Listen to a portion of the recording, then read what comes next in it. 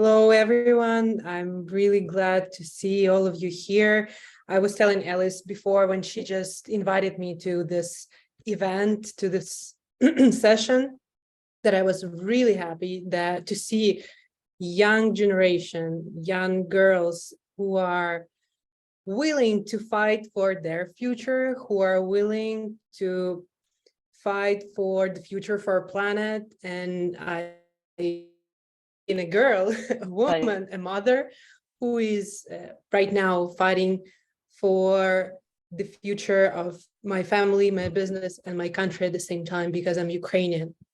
And I hope that my today's presentation or speech or whatever you can call it, I hope that it will make you feel more confident, make you feel more inspired, and just hear the story of how we are actually making this.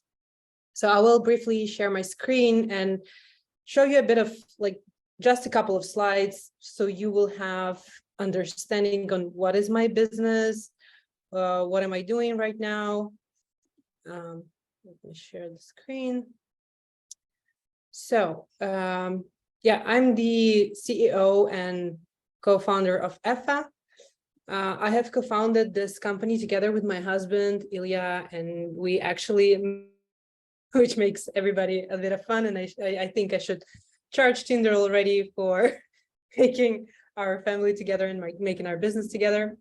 My husband is an industrial designer and brand designer, and he always had an idea of creating something which would be actually useful for the planet, not just some other gadget or some other, I don't know, fancy thing that you want to buy in your store, because previously he was designing products for Apple.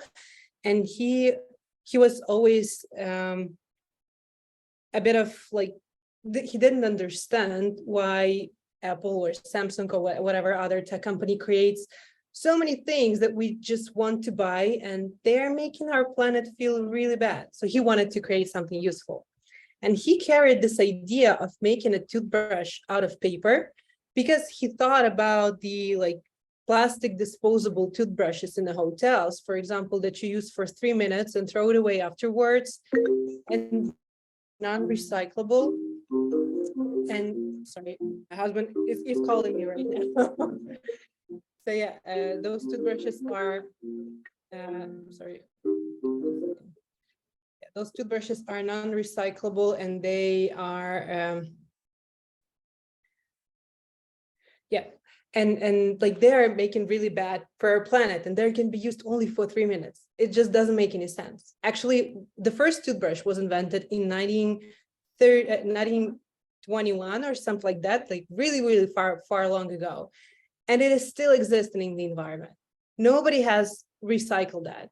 In the best case, it was burned and a bunch of CO2 was put into the planet. So he carried this idea of a paper toothbrush.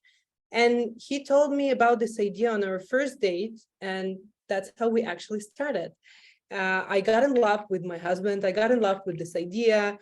Right now, we are having a family. We are having a baby. We are having a business. Are surviving through the war in our country. So life has been a roller coaster for us, but we are still making it. We are still fighting for our dreams. And yeah, just briefly emphasize about the problem of the plastic pollution, that actually, as I've said, every single toothbrush you have ever used somewhere in your life, every morning that you use one, none of them were recycled ever. Even the bamboo toothbrushes, they're non-recyclable, which is bad news maybe for a couple of you, but yeah, they're non-recyclable. So that's why we have came up with the idea of EFA, starting with just a toothbrush. But now, as we say, EFA is not just a toothbrush, because when we were developing this whole product, we came up with our mission of replacing most of the plastic disposables in multiple industries, which is the global mission of our company. The other mission background, we want to create those disposable and eco-friendly products. We want to make them trendy and beautiful. So people, and young people as you are, will buy them just because they are appealing, because bloggers tell about them, because they are beautiful and trendy. And that's how you will save the nature at the same time. Because people get used like to see those eco-friendly products which are not so appealing, not so well designed, which makes them not so appealing for the market, and not a lot of people are buying them. So this is like two main things that we're trying to do. A bit more about the toothbrush itself. My computer is glitching somehow. So a little things about the toothbrush itself. The body of a toothbrush, I don't have it with me right now because I was like relocating for a couple of times and I forget things all the time. So the body of a toothbrush is made of sugarcane paper, which doesn't have anything added to that, no plastic, just a sugarcane paper. And the head is made of recycled nylon. And you separate the head from the body and throw them to different bins for recycling. So yeah, here's the toothbrush. Well, a lot of other products, hotels and airlines and cruise ship companies all around the world. Our biggest customers are Marriott and Radisson hotels. We're also working with Netflix offices in California. And yeah, we are developing our product as much as possible. But this is not so fun trip just to have your business. I want to emphasize the idea that having your business and developing your business idea is the thing. Like the idea that you have in your mind for making the business has to make you so much in love with it. This idea shouldn't be just like, this is the thing that all the other people do, or all the other teenagers do, and I want to make the same thing. That will not give you enough force of making this dream come true. This has to be the idea that doesn't let you sleep during the nights. This has to be the idea that makes you yourself painful inside. Like, why is this still existing somewhere? This thing about the toothbrushes,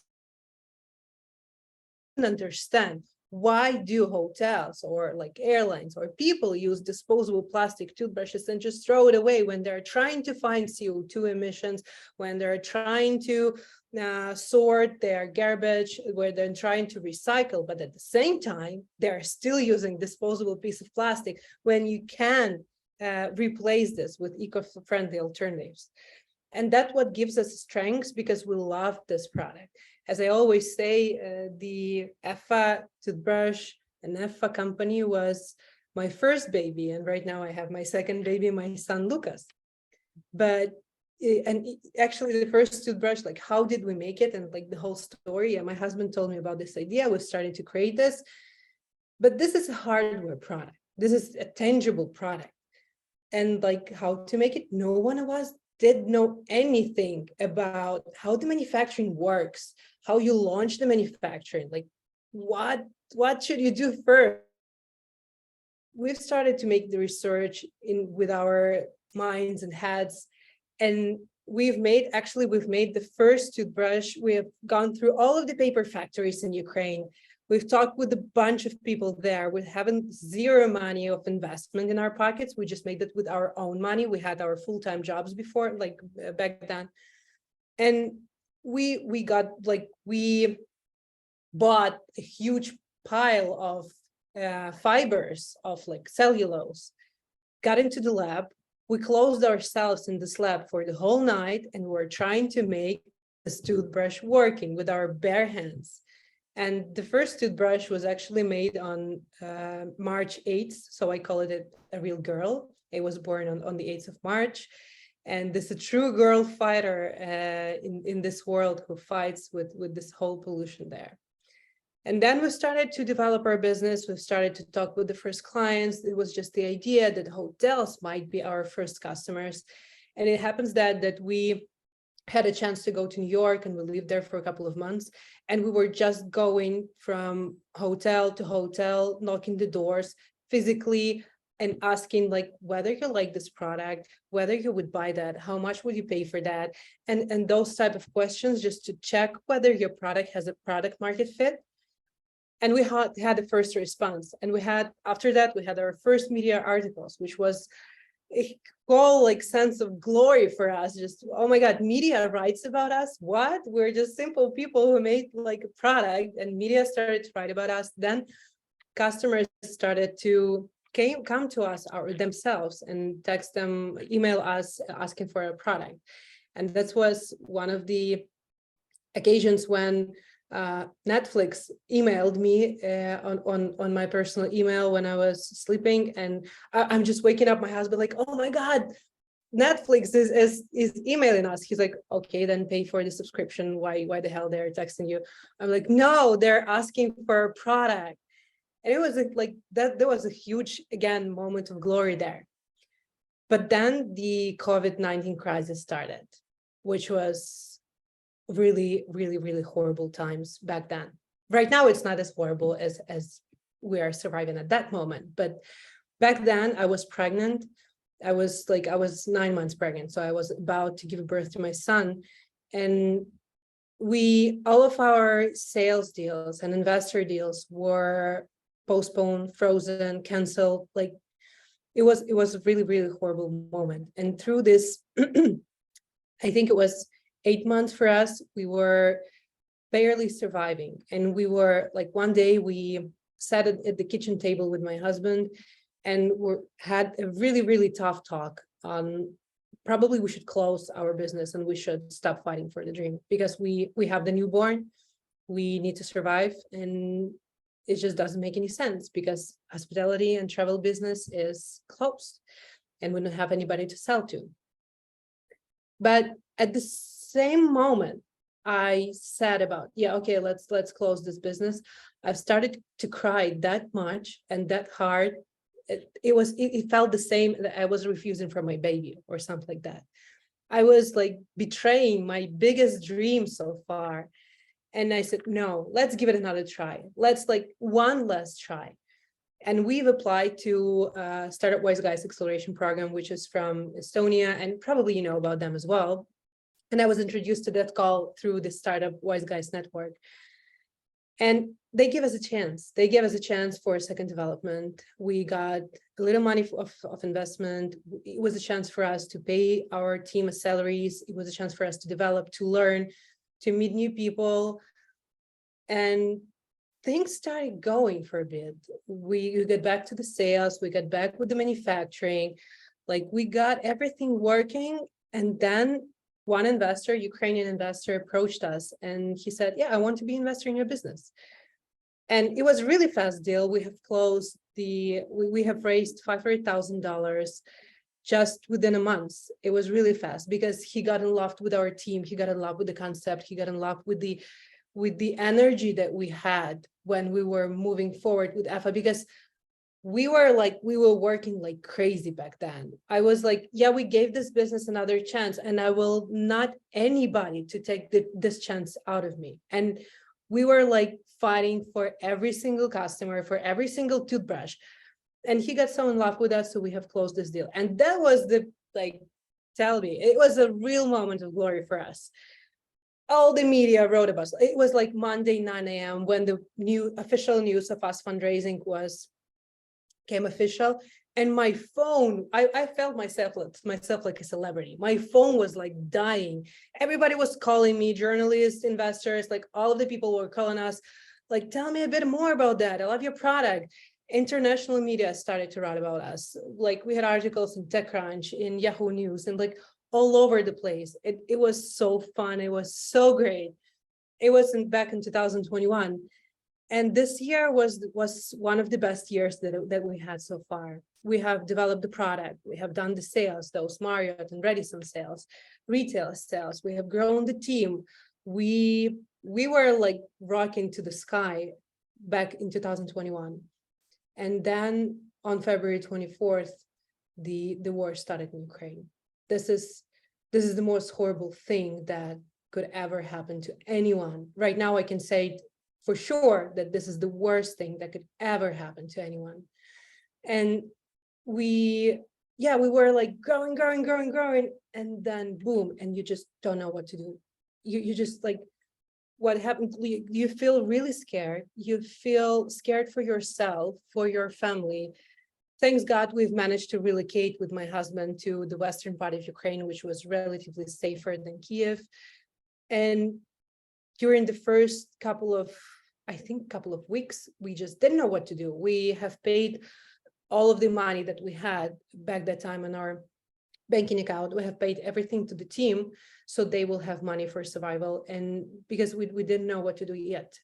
We were supposed to get the last part of our investment, which was around $190,000 in March, and this deal was canceled. We had orders for EFA for around $250,000, which should have been delivered in March, which was canceled. All of this batch, like of 250,000 toothbrushes, stocked somewhere in the middle of the sea, and nobody knew where to deliver that because nobody was sure whether there will still be such a country as Ukraine. And yeah, for the first couple of weeks, we just didn't know what to do. We were silent, just calling to our families. And as I've made this up, I don't know, I'm just phrasing it like that, that it was the second funeral for my business. We've gone through this for the second time. And we have decided to cancel this funeral, and we have decided to give it another chance. Like, okay, no, we have done too much. We have loved this product for so long, and so many people love this product, and we love the team. And like, I cannot imagine myself doing something else other than EFA.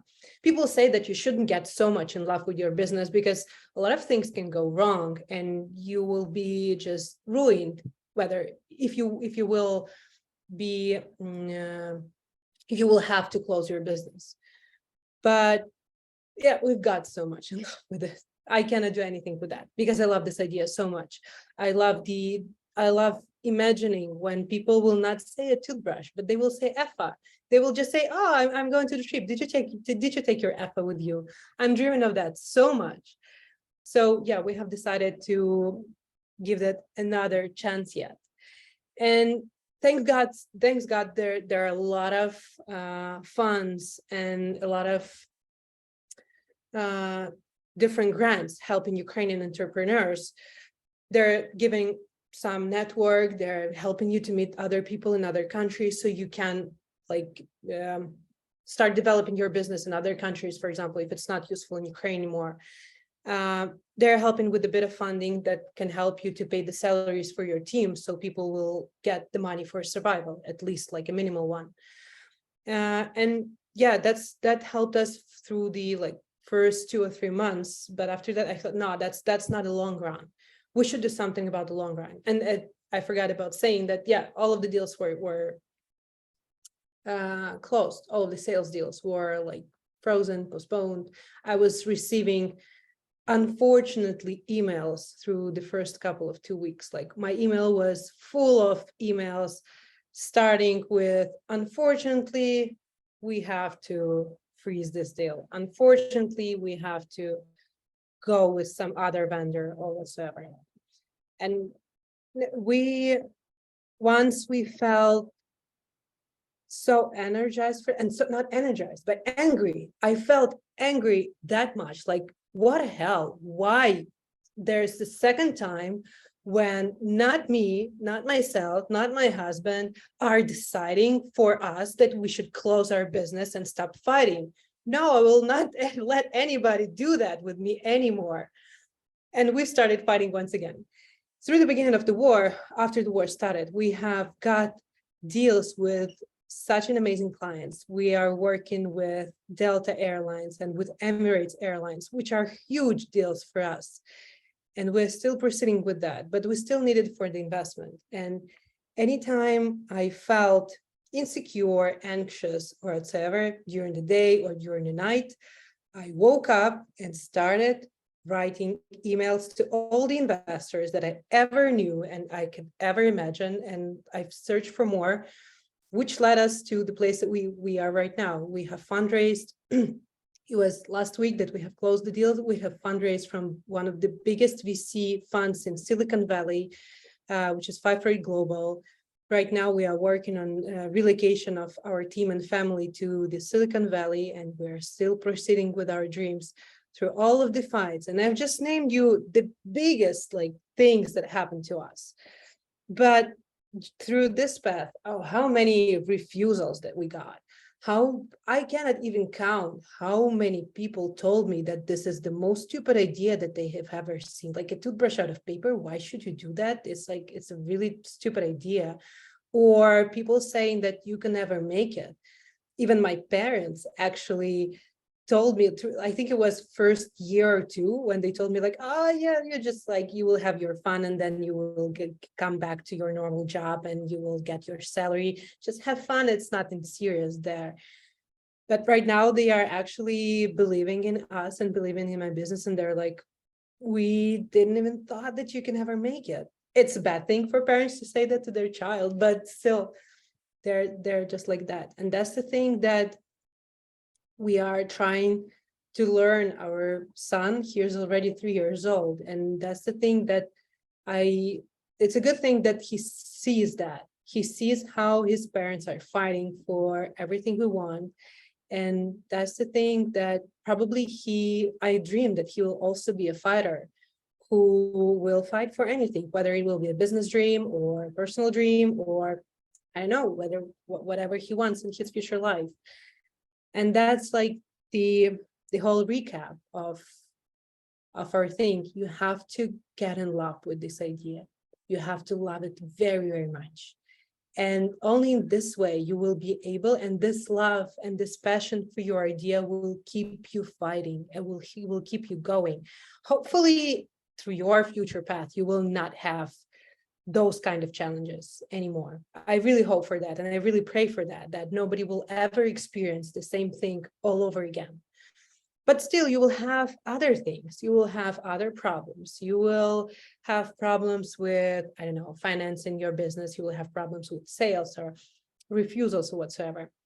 But when you will be sure that, no, this idea has a chance for life, and I love it so much, then you will fight. Then you will chase for your dream. And it should be something really special that makes you feel painful inside, that you really hope to fight it. That's the beauty of a startup and a product. You should never call it a project. Project is something that takes from a month or a year or so. Startup or business is the thing that you are doing for all of your life, probably, or at least 10 years of your life. It's not a project. It's your life. It's a daily routine, which you're like, I'm talking about business with my husband 24/7. Like nobody, like a lot of people tells us, how can you make business with your husband? It's just like, it's the most horrible thing that you can ever have. But that makes us happy, because that's the thing that we are both passionate about. We're talking about this 24/7. Actually, not the first, but second word of my son was Effa. So we're talking about that a lot. And that what makes us strong in fighting. And actually this morning, for example, I had a refusal email from another client that we really wanted to have in our pipeline. But see, I'm still happy. I'm still trying to bring you the whole passion about business. And yeah, that's just another refusal. That's just another thing. But I will keep fighting. I will keep going, and I will not let anybody to take the chance from me. I think that's the little story that I really wanted to share with you guys. And I'm open for your questions there, and let's have some kind of conversation.